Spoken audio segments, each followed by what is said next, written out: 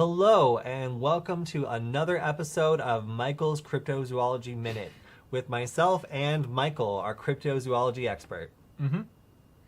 Oh, I'm sorry. That show did not make it past the pilot. Instead, we're doing another episode of Hacking with Friends, and today we're doing a very popular and requested topic, which is how you can do a half handshake attack, or if you're a layperson, which is fine, how you can extract a password for a Wi-Fi network from someone's phone who has joined that network in the past. So, Michael, can you give a scenario where this would be applicable? I think this is applicable because, well, speaking more broadly, like I think when people think of Wi-Fi hacking, they always think they have to be near the access point that they're hacking. And this is one of those circumstances where you could hack a Wi-Fi network that was on the moon for all intents and purposes, right? You don't have to be at the network. You just need to have proximity to a device that has been connected to that network.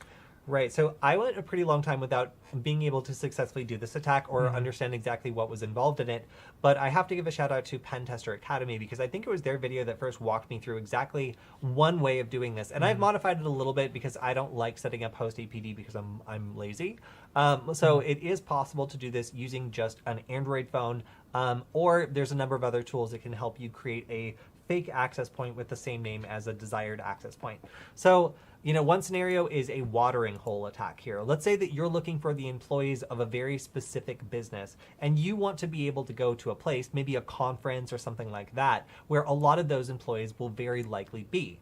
So if we want to do this, then the first step is creating an access point and looking for people who are attempting to connect to it. And then if we get that happening, we can go ahead and take the next step of actually attempting to extract a hash of the password that is stored in that person's phone. And if we get that hash, we can go ahead and try to brute force it. And we can really put a lot of muscle behind this because as soon as we get the hash from the phone, we could do something like upload it to AWS and have a GPU-enabled virtual machine just running constantly trying to break the password. So what this would mean is two things. One, I would then be able to attack any employee who had been to that office before by forcing their endpoint to connect to my malicious Wi-Fi network. Because I would know the password, so I would be able to create a perfect fake that their phone wouldn't be able to tell the difference between the real and fake version. It would have the same type of Wi-Fi security, it would have the same password and the same name, so that's really everything that a typical phone will store inside of it in order to determine whether or not it's supposed to connect to a Wi-Fi network that you've said that you trusted. So this is exposing a convenience feature in Wi-Fi, which is the fact that it will tend to automatically prefer to connect to a device that's trusted in the past, whether or not that device is whether or not that access point is in a place that makes any sense at all. You know, as Michael said, you could go to a base on the moon that has a Wi-Fi network, and then if that person came back with their smartphone and you were in a coffee shop with them, you could create a Wi-Fi network with the same name as that Wi-Fi network on the moon, get a hash of the password, and then brute force it until you got the password. And the other thing here, too, is like your phone connects to the strongest signal. So even if they're connected to like another coffee shop network, you can just present a stronger signal than that network. And because they think that you're a known network that's stronger, they're going to try to connect to you regardless of what the user wants. Right. So the other thing you can do, obviously, is go and attack the Wi-Fi network that you now have the password to. If you wanted to do something like ship a package that was to someone who wasn't there, that was going to get returned after sitting there for a certain amount of time, you could do an attack that relies on you being able to connect, maybe via a cellular network or something, to the Wi-Fi network once the device is in proximity, and suddenly start joining the network and doing a bunch of stuff once your device is physically nearby. There have been some very interesting attacks where the attacker never actually gets close. They just mail a device that sits in the mailroom for a day or two, and then eventually can allow the attacker to gain access. So yeah, some very interesting ways of exploiting this. I wonder if you would be able to do that. So like automate it such that it performs this half handshake attack and then uses the credentials it got to connect to that Wi-Fi network and then phone home through that Wi-Fi network. Yes, kind of, sort of. Having a cellular backup would be a much cleaner way, though, because you like typically any device that's going to be small enough to get there is not going to have the battery capacity or horsepower in terms of cracking speed to be able to crack a reasonably That's the strong element I'm password. forgetting is like... Yes, but if you can offload that, so if you can just, when it gets the hash, like connect over some out-of-band means, like either cellular data or something, and transmit that hash, and then just wait for the AWS server to churn away and then come back with the password, you could offload it to like another server very easily. So there's ways of getting it done. So yeah, so what we're going for today is we're going to come up with a theoretical company, and we're going to find out what their Wi-Fi network name is, and we're going to then find out how we can identify and get identify employees who have been there before, and then get a Wi-Fi password from their device. Now there is one potential downfall to this. We usually do in like Wi-Fi password cracking, something called a 4-way handshake capture, which means we're getting both the router's side of the password and the smart device's side of the password. Now that means we have a validated password. It means we can compare it against both sides of the handshake and make sure that the password is correct. But in this case, we're only getting a half handshake. We're only getting one side of the conversation. So if I wanted to try to connect to the fake network that I set up with a garbage password, then I could attempt to and it would fail. But if I was somebody doing a half handshake attack, my network isn't going to have the correct password anyway. So any device that's attempting to connect is going to be giving up a potential password, but I don't really have any way until I'm in range of the Wi-Fi network of validating whether or not that password is correct. So that is one downside to this. Typically, a device will see the Wi-Fi network and get excited and attempt to connect to it automatically. So typically, you can expect to get a hash directly from the smartphone's behavior in trying to select an appropriate Wi-Fi network, which is great. But if someone, again, were just there sitting bored in the coffee shop or the conference or whatever, and tapped on that network and attempted to connect with the password, it would almost definitely fail. However, it still would look as though a device might automatically be attempting to try to connect. So you made the point that because you don't have the access point side of the handshake, you can't necessarily validate the password. So like, how many potential valid passwords could you find? Like, are you still only going to find one valid? Or... Well, let's say that, let's give the scenario of we're in a conference and people are looking around for Wi-Fi. And 10 people notice that your Wi-Fi access point is up and it has the name of this company's Wi-Fi network. Well, if they just attempt to connect with some random password they're guessing, you'll get 15 different password hashes, but all of them are wrong because we can't actually go and confirm that any of them were the right password because we don't know what the right password was. Gotcha. What we're trying for is their employee phones automatically attempting to connect and submitting their hashed version of the password without any user interaction. But it is possible that we get these random people who are just trying to connect with some guessed password. Although, it's pretty unlikely that people would just try to connect to a random network that just pops up with like a gibberish password. Yeah. Like, I don't know why you would try to do that. I wonder if you could time it such that like it's only up for like 20 seconds or something like that. Yeah. So that way it's only going to be automatic responses that you're going to see. Yeah, you could definitely limit it and make it and try to make it so that it doesn't appear for very long, or you could even potentially only direct it at a single device, which is something that we can talk about. But there is something called directed probe frames, so you're able to send a specific a directed beacon frame where you're able to send information about a network that's out there only to a specific device, and all other devices will ignore it. So it's possible to basically send these only to one device and make it so that other people can't see it. But of course, we would need to know who the target was first. All right, so in order to do this, what we will need is at least a wireless network adapter, and in this case, I'm working with a smartphone. The reason I'm working with the smartphone is it's really easy to set up an access point and then just use that as our test bed. So rather than work with host APD, or you can use an ESP8266, that's a perfectly valid way of doing this. But for today, we're just going to use a smartphone because it's pretty easy to use that. And frankly, you don't need a bunch of extra gear if you just have the ability to create a hotspot. So, all right, let's go ahead and switch over to my screen. And this is what we're going to do today. First, we're going to go on over to wiggle.net. And for our scenario, we are going to do a honeypot where we want to do, let's say, Los Angeles, California. Ooh, LA. Okay. A lot of Wi-Fi in LA. Yeah, lots of Wi-Fi there. I have contributed to that. And then we're looking for Cyberdyne. And then I'm going to do a wild card, which is just the percent sign. So Cyberdyne anything. Let's go ahead and see, because let's say that Cyberdyne is the name of the company we're looking for. So I'm going to go way out. You sure you don't want to do a FBI surveillance van? Yes, I'm sure. I think that's a very original one. It is not. Okay, so we can see Cyberdyne Systems. So this looks like we've potentially found their company headquarters. Let's say that, yes, this is the headquarters of the company we're looking at. Well, we can see that there's a couple of different Wi-Fi networks that all kind of meet this profile. But once we see one that looks right, especially if we can correspond this with a known address, then let's say that we can, locate if there's any clusters as well. So if there's any networks where there's multiple, like network extenders, that kind of is indicative of a larger facility.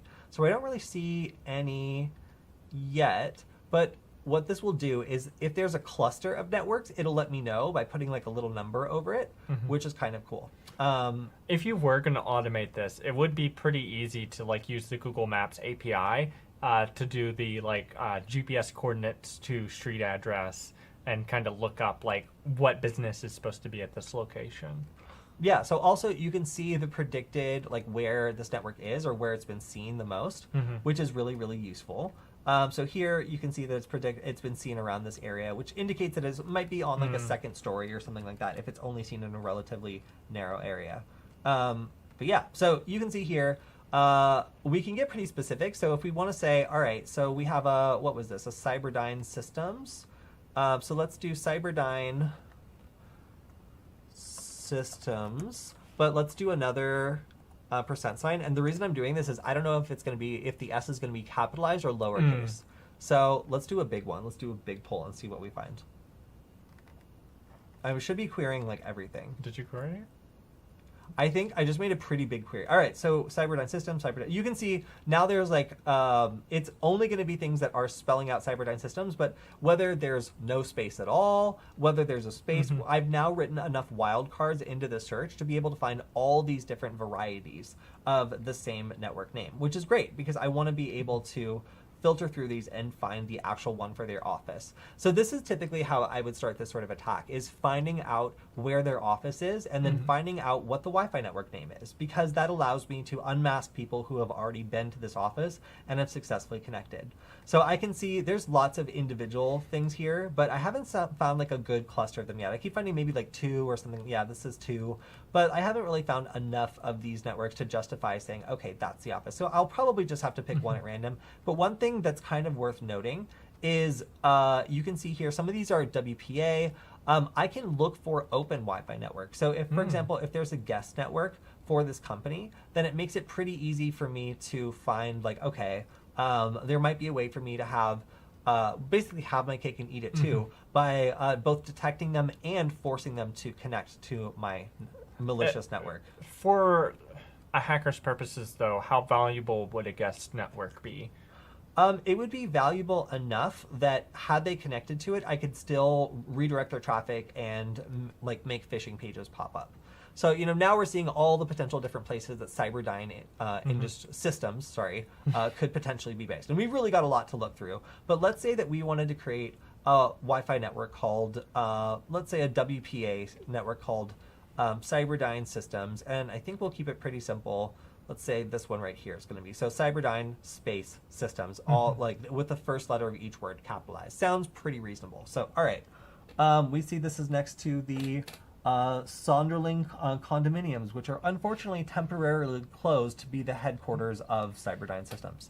Okay, cool. So now we have successfully found the name of the Wi-Fi network that we are looking for. So I'm going to go ahead and on my phone, I'm going to create a Wi-Fi network called Cyberdyne Systems.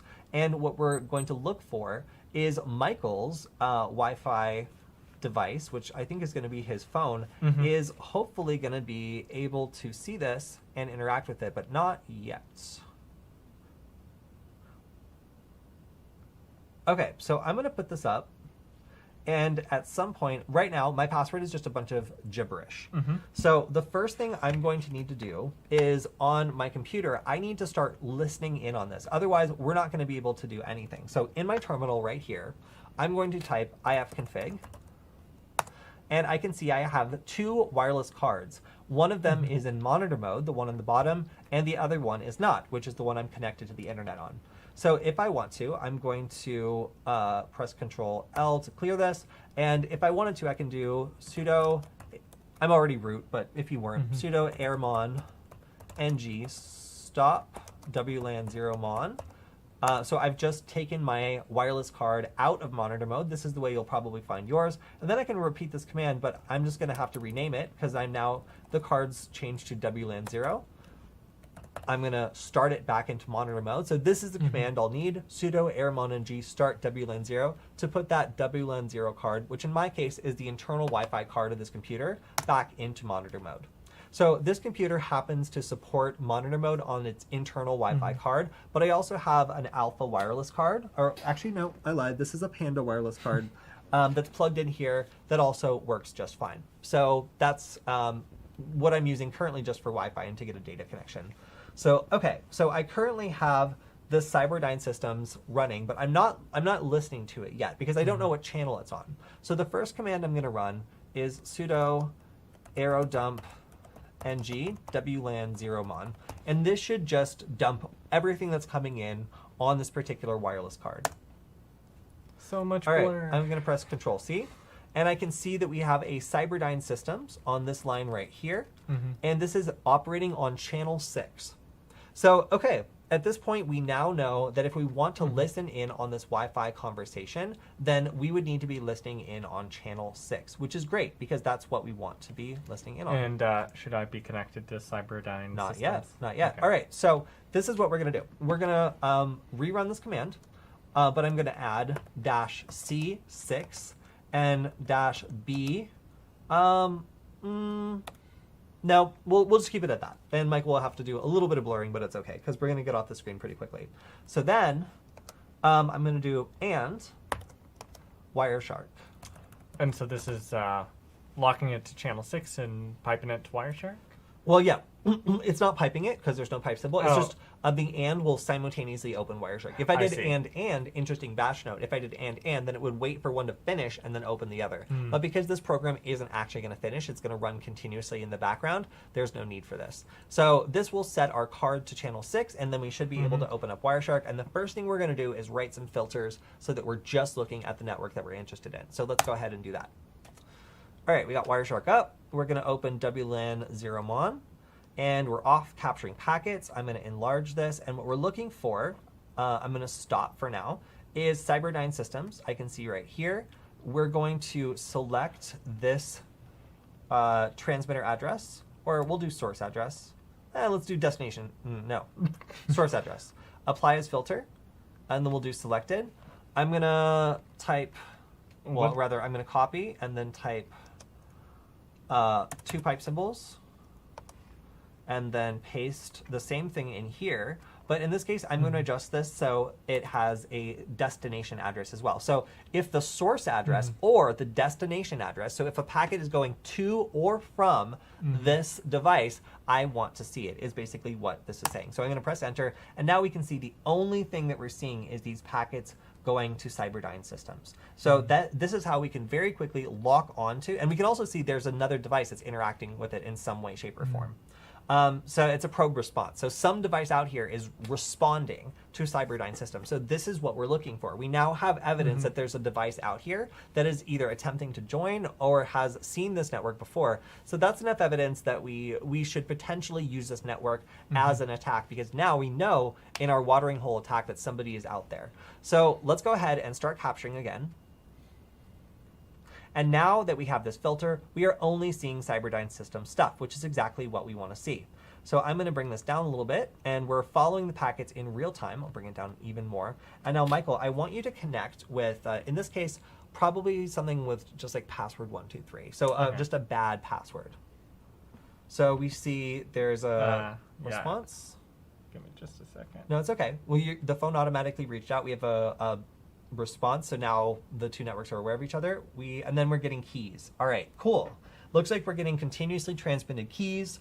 I think here at this point we have pretty much everything we're looking for, but let's go ahead and stop the capture and take a look at what just happened. So just from my end, it just said couldn't connect, wrong password. Right. So if this was in your back pocket, it would attempt to connect once, twice, 3 times or so, and then just be like, "Bleh," and just give up. And it wouldn't even give you an alert. In this case, Michael manually attempted this connection, but in most cases, this would happen automatically if the phone or other device had connected to this Wi-Fi network before. Yeah. So we have all these packets. Let's go ahead and filter this in a different way. So instead of this, I'm gonna cut this, and I'm gonna write epoll. And now we can see epoll frame. So epoll is the handshakes that we're looking to get. And we can see that we basically just need to capture messages 1 and 2 of 4, because again, this is a half handshake. It's a 4-way handshake, and we only need 1 and 2. And in this case, it looks like we have 1 and 2 just fine. We also have 3 and 4, which is a little unusual, but this is basically the device responding that like, no, that's not correct. And we should be able to get, well, hopefully we should be able to get the correct password out of this. And if we wanted to omit one side of this conversation, then we could just say, hey, I don't want to see anything coming from this fake network. So, okay, so now we have the epoll frames, and if we want, I'm going to... I was going to say, if you're finding any of this Wireshark stuff confusing, we do have a previous live stream dedicated specifically to navigating Wireshark using filters and all that stuff, so check that out. Okay, so I've reintroduced the filter that I did before. So what the logic of this filter is saying is I want to see everything that is a epoll frame, so everything that's a handshake, or coming from or going to this particular Wi-Fi network. So we should be able to see everything and have the correct packets to successfully crack this handshake. So, all right, let's go ahead and try this. So I'm going to go to File and Export Specified Packets. And I'm going to name this half handshake stream. I've actually done this demo several times, so I have to be careful I don't redo it. So we're going to name it PCAP as the file type, and we're going to just do the displayed packets. So there's a total number of captured packets and displayed packets. In this case, we don't want to confuse the program with like lots of different stuff that we don't need. So we're just going to be trying to save the packets that are displayed. Now, because we wrote this filter, this should actually be the only wireless network that's recorded in it. So it's like there were no other Wi-Fi networks that are captured because our filter just sliced through it and only took the packets we needed. So in some cases, it'll just immediately start cracking this when we put it into our next command, because if we were just to export everything that was captured, we could still do this. It would just take longer, and there would be lots of different Wi-Fi networks that had been detected but didn't have handshakes that would be displayed that we'd have to choose through before we actually went forward with the next step. So let's go ahead and save this to the desktop.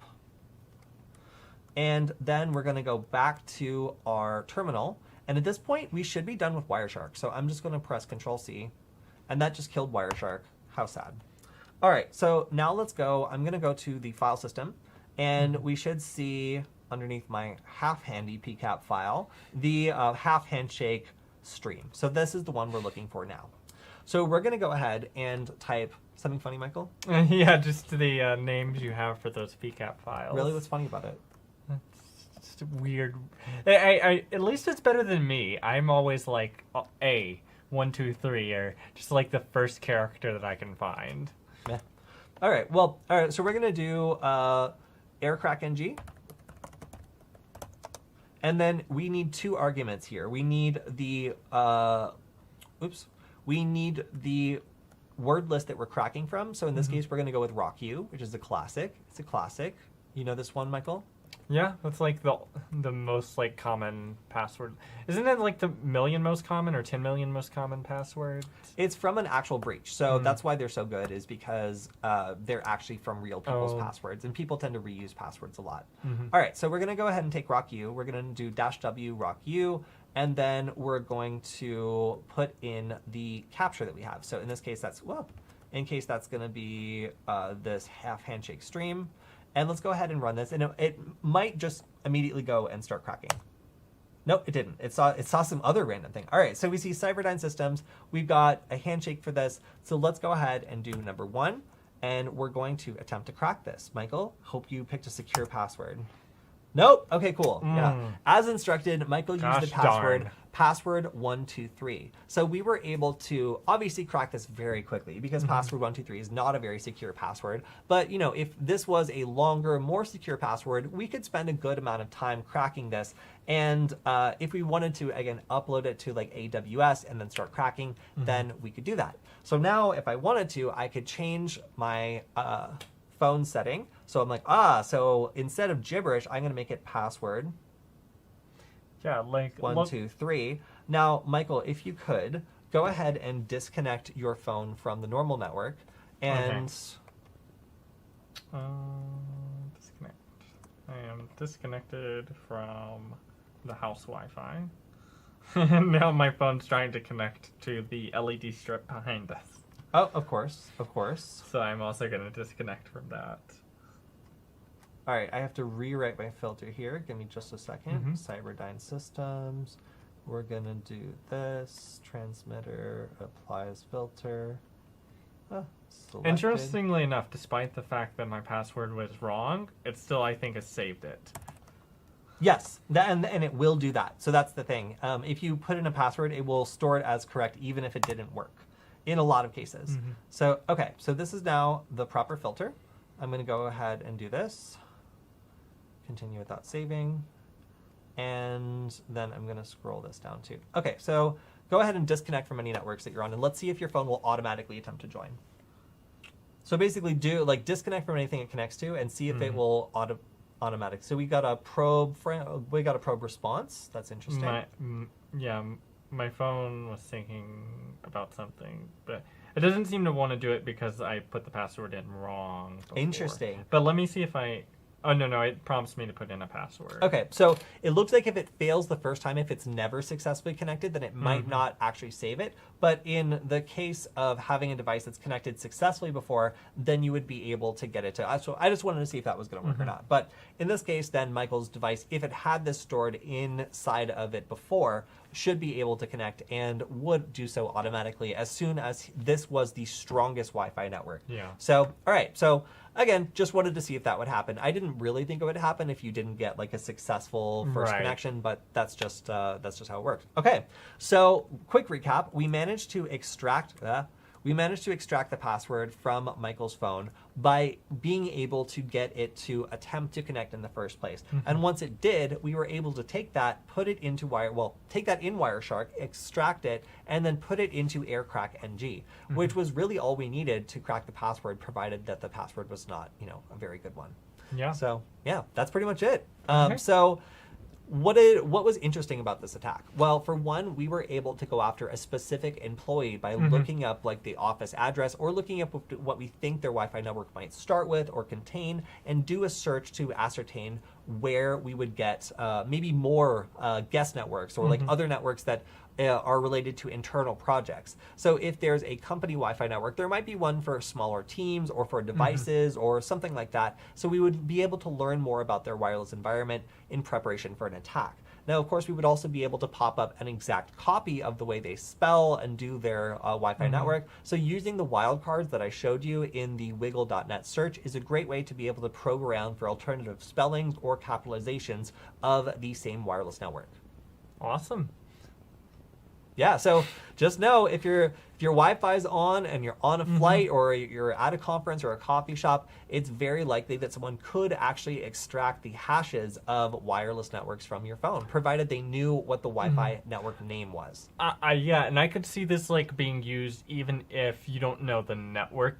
Like, we have that one attack where it's just like spamming all these different network names. Like, you could do something very similar to that where you're populating those, then you're waiting long enough to see if someone responds to it and taking that half handshake and Exactly. then cracking those. Yeah, exactly. So I used a modified version of the beacon spammer in order to create a whole bunch of really common Wi-Fi network names, and then in Wireshark just sat there and watched which one of the devices were attracting attention.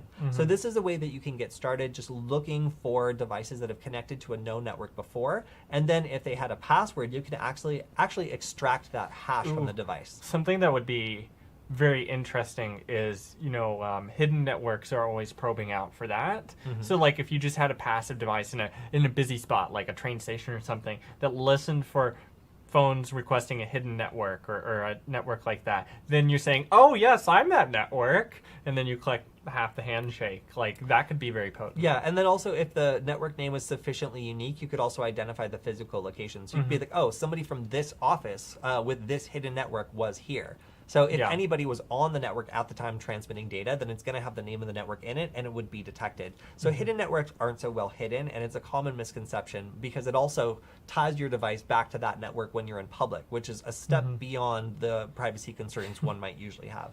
Right.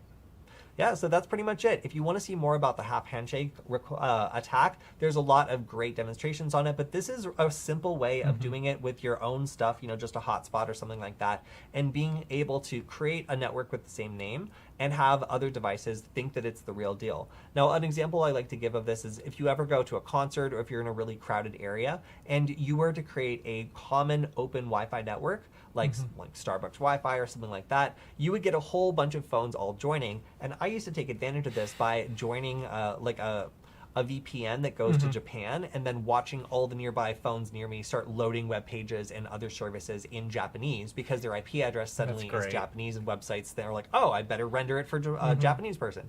So there's ways of testing this and seeing the way that it works in terms of just getting a device to respond to you. But the half handshake attack is pretty cool and unique because you can actually get at the password stored inside the phone as well. Yeah, I was trying to think if I guess there's no way you would do the half handshake attack against an access point.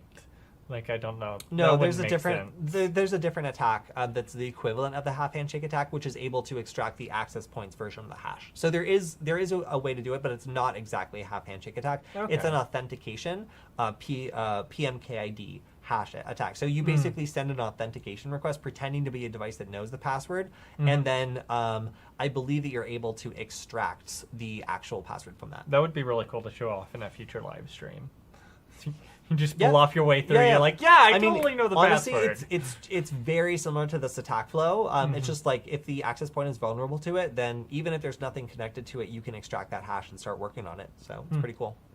Cool. Yep. All right. Well, that's all we have for this episode. If you want to learn more about this, also definitely check out our Wireshark episodes because Wireshark was a key tool I used today in order to write some filters and save this properly. The reason why I wrote the filters that I did, if you were wondering, is because if you were to just save the handshake, then there's not enough information to actually crack this network because you also need a beacon frame with the name of the Wi-Fi network stored in the PCAP file as well. So if you don't do that, it won't work.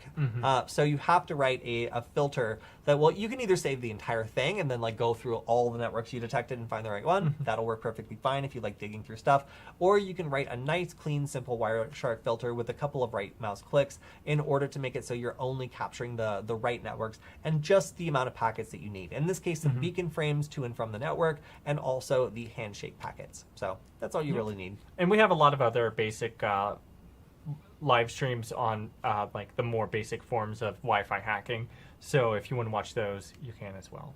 All right. That's all we got for today. If you want to watch some other great Verona's content, you can check out Threat Update on the Verona's brand channel, where our friend Killian reports on various threats and how businesses are reacting to them. Thanks for checking it out, and get out of my house. Bye.